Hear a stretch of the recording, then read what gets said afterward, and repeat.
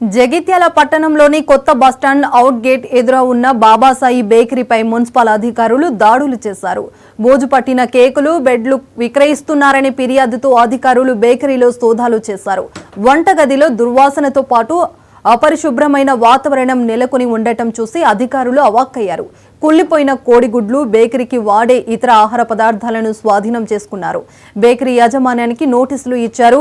Bakery యాజమాన్యంపై చర్యలు తీసుకుంటామని శానిటరీ ఇన్స్పెక్టర్ మహేశ్వరరెడ్డి రాము తెలిపారు. ఇక ప్రజల ఆరోగ్యంతో చెలగాటమాడే హోటళ్లు, డాబాలపై తరచుగా సోదాలు నిర్వహిస్తామని వారు తెలిపారు.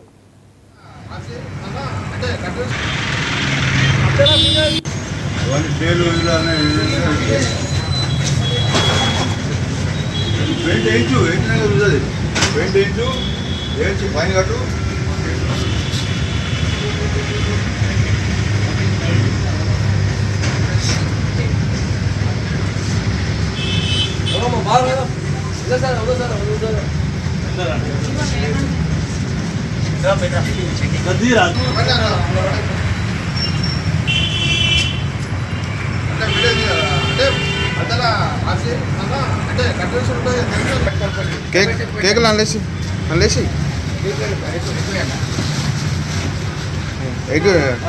అవి కూడా బాగాలేవు, మొత్తం బూజు పట్టినాయి. అట్లా పడి